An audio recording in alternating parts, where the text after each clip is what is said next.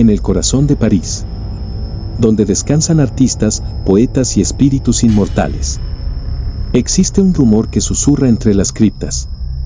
¿Y si Vlad el Empalador no duerme en Rumanía, sino en el cementerio de Pere-Lachaise?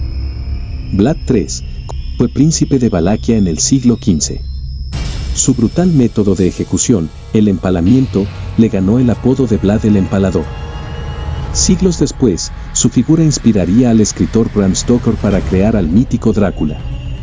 Pero mientras Drácula se convirtió en leyenda, el destino real de Vlad se perdió en la oscuridad. Según la tradición, Vlad murió en batalla en 1476. Algunos creen que fue enterrado en el monasterio de Snago, pero cuando se excavó el lugar, no se encontraron restos concluyentes. Entonces surge la pregunta: ¿dónde está realmente su tumba? El cementerio de Pere-Lachaise es uno de los camposantos más enigmáticos del mundo. Aquí reposan figuras como Jim Morrison y Frédéric Chopin. Pero entre sus mausoleos, existe una tumba con el nombre del Leduc.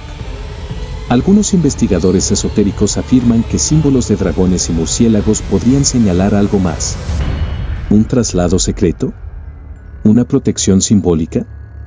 ¿O simplemente coincidencia? No existen pruebas históricas que confirmen que Vlad EP esté enterrado en París.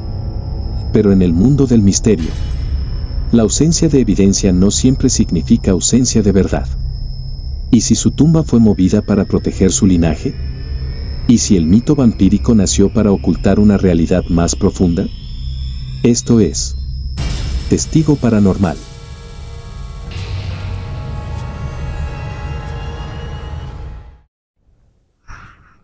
So I learned a long time ago that Dracula, Vlad Tepes Dracul, who supposedly died in 1476 and whose body was never found, was perhaps buried here in the most famous cemetery in the world at the end of the 19th century.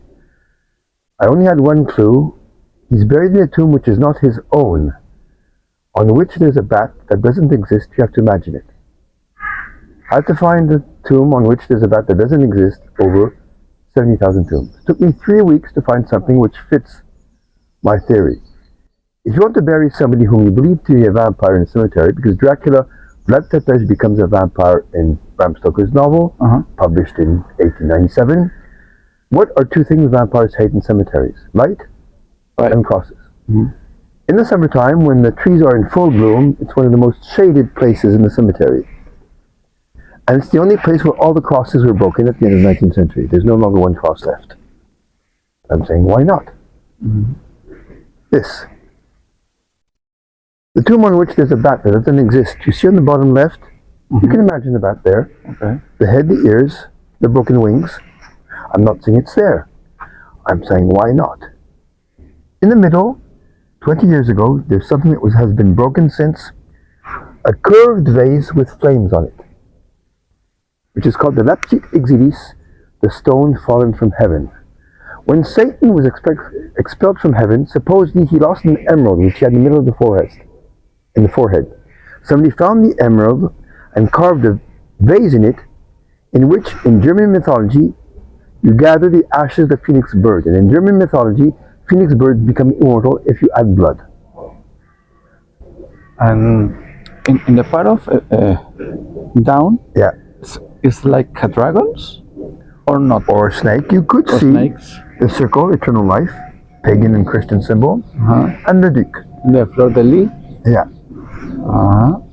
Vlad Tepes was not king of Romania, he was a voivode of Romania, which is a rank of nobility which only exists in Eastern countries. What is a voivode in Western nobility equivalent is a duke. I'm saying it's not proof, I'm saying why not? So I believe he was buried there at the end of the 19th century when people started to read Dracula's the novel, saying the first vampire is him, we have to find him. The first country who passed laws against vampires are French. It was called, in the 5th century, the law against cannibal sorcerers. Someone accused of eating someone else. But that's to hide the fact that don't eat someone else, you drink the blood. Because in the Bible, it's not forbidden to drink blood, it's forbidden to eat blood. Okay. Voila. Okay. And what do you think, what is your opinion about in case of Dracula stay here, why don't have a monumental tomb? It's very, very normally. Because you're not looking for a monumental tomb, you're looking for a symbolic tomb. That's all. Okay. No crosses, and no light, or very little light. That's my theory. I'm not saying it's true, I'm saying it does fit. No crosses? The theory. Well, but there's a cross, no? behind. Oh, behind. Not here, not here. But not here. Yeah, not no, this really. No hay cruces aquí más que allá. Es verdad, no hay ninguna cruz. In the whole lane. Qué interesante. Well, Qué interesante esto que nos está comentando Messier. because crosses, vampires don't like crosses near them. They don't care if they're far away. It has to be near to him. So it is logical that there are no cross be here. Well, Ok. Bien interesante lo que estamos hablando con nuestro amigo Messier Jacques Sigent, un especialista en todo lo que tiene que ver con el tema de los vampiros, desde el cementerio de Père Lachaise. ¿Bien pronunciado? ¿Mi pronunciación? Père Lachaise. Mi francés es fatal. okay.